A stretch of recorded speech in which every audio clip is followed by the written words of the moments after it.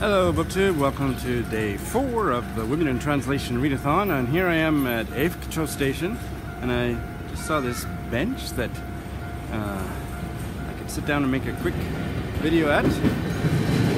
Look at him in the blue shorts. Oh my.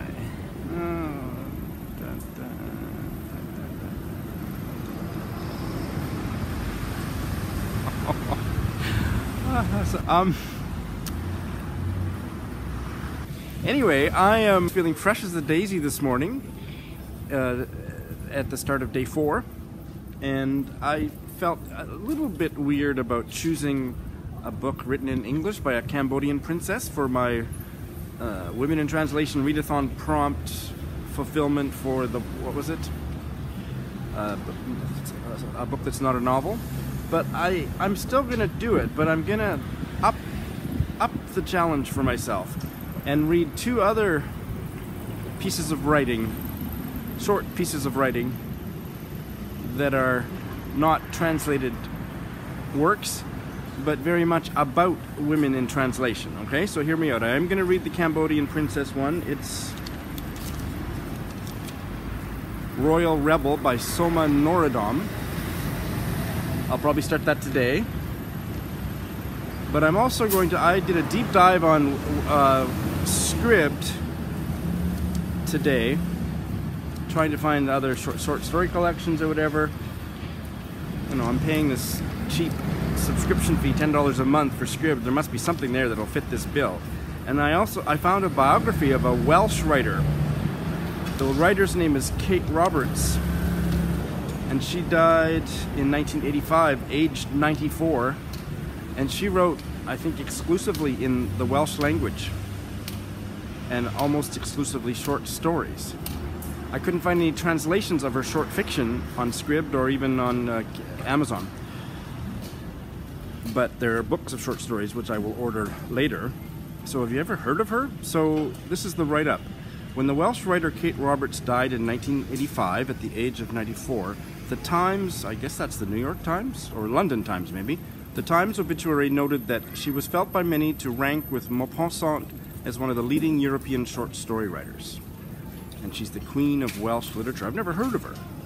So I'm going to read this biography. It's just over 150 pages about a writer who wrote predominantly or exclusively in Welsh, but the biography itself is written in English, not translation. So I'm adding that to the challenge, okay? And here we are, got one more, and this is just an essay.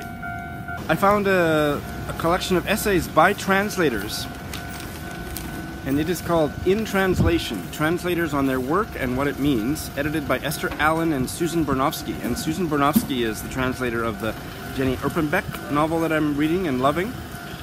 And I am not going to read that entire book, at least not for this readathon, but I am going to read an essay in there, which is by Susan Bernofsky. It's called Translation and the Art of Revision. Also written in English, not translated, okay? So I think those three pieces of writing, which are so related to women in translation, will count for the equivalent of one translated work by a woman for that prompt. So that's what I've decided to do. Which means, you know, there's a very good chance I'm not going to finish any of the books I'm currently reading, plus the additional challenges I've just given myself, before the end of the day on August 31st, in which case Women in Translation Readathon may continue into infinity. I won't do daily vlogs after Friday. I will do a wrap-up once I've finished all the books, and otherwise they'll be in my Friday reads, but I'm just going to keep reading because I'm having a blast. Alright, time to go to work. I'm on my lunch hour, and I've started the Kate Roberts biography, and it's surprisingly well written. Finding it very engaging so far. I don't remember the author's name, something Gramick. I'll put it below Katie Gramick. So Kate Roberts was born in 1891 on the uplands of Wales, small town, and the house where she grew up, which is now an archives or a museum to her life, had as a hearthstone. So let me just pause to say I had a dickens of a time confirming exactly what the heck a hearthstone was, because there's some famous computer game or video game called Hearthstone, and I'd be damned if I could find a picture of a real Hearthstone. It was crazy, but I had to use dictionary definitions and looking up the image of a hearth. So hearth was a fireplace, and the hearthstone typically was the floor of the fireplace, which would often extend out into the room. Hearthstone, okay? So the Roberts family hearthstone was half of a gravestone. And so this is probably the first poem that Kate Roberts ever read. It is an England, which is a short poem form famous in Wales and Cornwall. It's a Cornish Welsh short poem form, kind of, you know, like other poem forms. You have to count the syllables. There's a rigid pattern of rhymes and half rhymes, and each line contains a repeating pattern of consonants and accent. I don't know what that means, but I'm gonna, of course, in the biography, the tombstone inscription, which was in her living room as a kid, it's rendered in both Welsh and English. I will read you the English. This was in the Roberts family living room when she was a girl. The dear cold body and heart, the smile and the face are rotting. The arms have become mottled under the prison of the black earth. Nice cheery poem to have in your family home, hey? Really enjoying it. I started the biography of the Cambodian princess, and to be honest, the writing is worse than it was in the Chinese one, but I'm more interested in the story, so I think I'll be able to stick it out. Don't know yet. Learned quite a bit about Angkor Wat that I didn't know. That's all for now. Time to go find some lunch.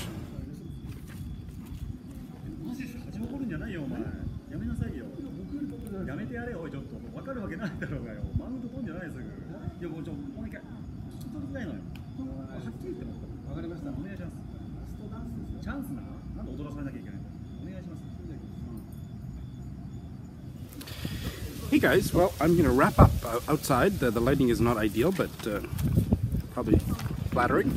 If I can read my notes here, I've had a really stimulating day. So the first thing I'm going to tell you is that part of the stimulation was a direct result of bailing on the Cambodian princess memoir. It was just awful. It was like reading somebody's journal. I came across 3 sentences that read something along the lines of, "That was really nice," or "It was really fun." Yeah, so no. Go read her Wikipedia page. It's far better written. That's just the way I am. You know, I keep waffling back and forth. It really doesn't matter how interesting the topic is. If the writing is poor, I usually can't stand it, and I couldn't stand it. I read about 10%.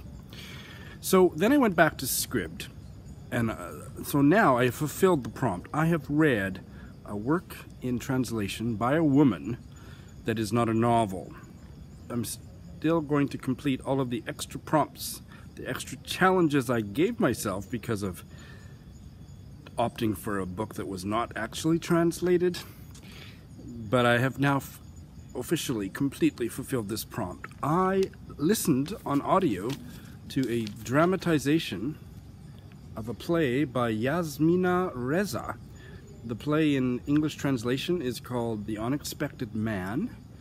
It was translated by Christopher Hampton. The original was published in French in 1995. Don't know when didn't check when the translation came out.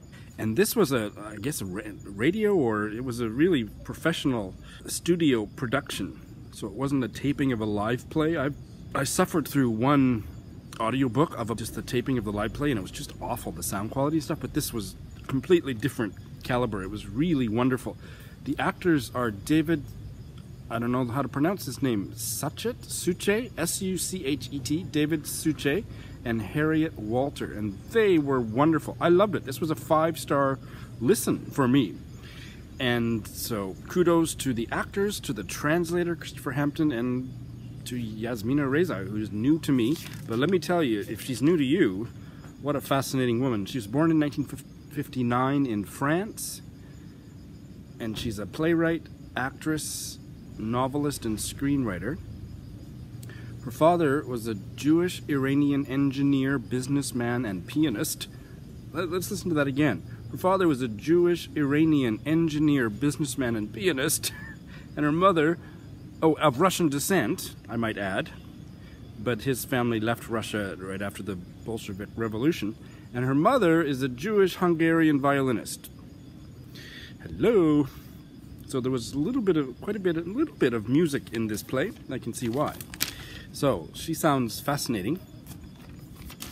And the play, I really urge you, I'm going to listen to it a few more times. I might even buy the script and read it, because it was really invigorating. 2 main characters sharing a train compartment. A woman, middle-aged woman, and her favorite novelist. She happens by chance to be sharing a compartment on the train with him and is debating whether to talk to him. She has his latest novel in her purse and is nervous about pulling it out and reading it. And it's a series of inner monologues. 99% of the play is a series of inner monologues between them, and he's wondering about her, but he has no idea that she's one of his biggest fans, and she's, you know, having a one-sided conversation with him in her own head. And it's just so well done. I couldn't not listen. I mean, it was so easy to listen to and so stimulating. So it plays with the idea of authors and readers and relationships between them, and the projections and the way that the fiction that we read resonates or doesn't resonate with our own personal life. And in terms of the author, he came across in his own inner monologuing as a real jerk, but his stories were not like that, and eventually they do speak near the end, and I'm not going to tell you, but it's like 90 minutes. Go listen to it. It's on Scribd. I don't know where else it is, but it was a really stimulating. It's one of the best things that I've experienced during this readathon. So I bailed my way into a wonderful experience of translated literature. So that was incredible. It's The Unexpected Man by Yasmina Reza. So that was fantastic. So I have no regrets over bailing on the other one. All right, here I am in my classroom to finish up. So yes, I read that Bernofsky essay, Translation and the Art of Revision. It was really good. I recommend it to you. It's also that anthology of essays by translators is also on Scribd. And she talks about how important revision is to her process as a translator. And I think almost everything that she says about the process of revision as a translator applies 100% to the act of writing. Not that I'm a writer, but I think even if you're not particularly interested in translation, you'll find the points she makes interesting. Typically, she said her translations take 4 drafts. Her first draft, she says, is sloppy, quick, basically a sketch, just to get something down on the page. And the second draft is painstakingly meticulous.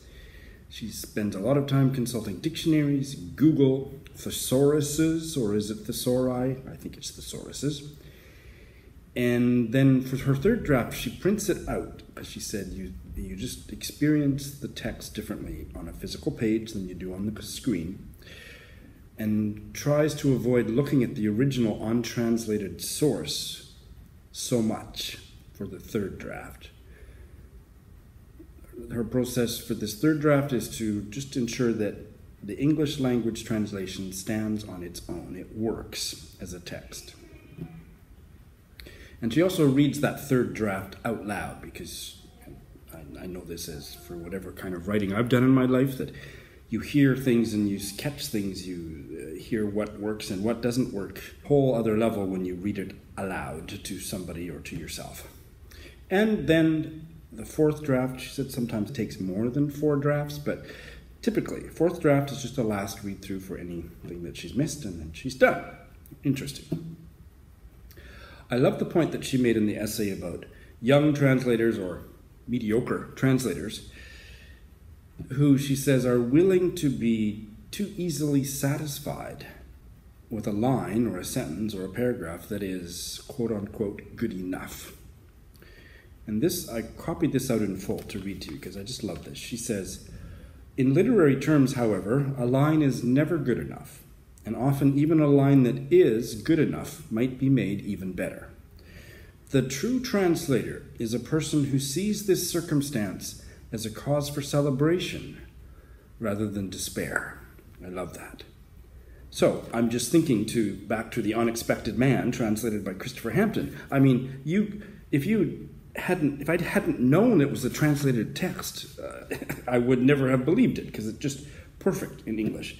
There are good translations, and this readathon has really helped me to see that I've been unfair to translated works as a whole because I had some bad experiences with some mediocre translations, but I now appreciate that a fine translation is a wonderful reading or audiobook experience indeed. She gives examples of one of the most famous translations from her own country. Actually, where is she from? She's American, isn't she? It's not her own country. Actually, I don't know. The translator bio in this book doesn't say where she's from, but I'm assuming she's North American, but why do I think that? I assume her first language is English anyway, but one of the examples she gives is of Schlegel's 1799 translation of Shakespeare's The Merchant of Venice, and she takes one line from Shakespeare that is a throwaway line, not a key part of the play at all. Sir, I would speak with you. And because Schlegel's drafts still exist, she goes through all the different translations he makes, and I think there's about 6, and how he eventually landed on the perfect translation that preserved the spirit of the original but resonated idiomatically in German. It was just fascinating. And she gives a couple examples of her translations of Robert Walser, who is, as far as I'm concerned, is a writer that didn't need to be bothered being translated. Anyway, she gives some examples of that, and there's one that's really interesting from a story called Letter to Edith, where the protagonist is drunk, and how she eventually found the perfect way to translate his inebriation, which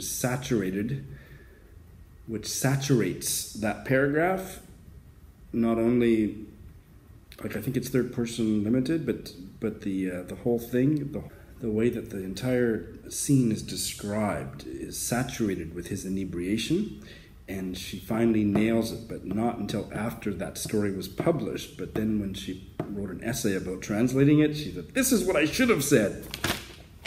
I found that really stimulating too, so I recommend Susan Bernofsky's Translation and the Art of Revision to you highly. So yeah, I've had a fabulous day, and I've got a class starting in a couple minutes. I probably won't do any or much more reading, and this will be a wrap-up of today's Women in Translation Readathon Day 4. Thanks for watching.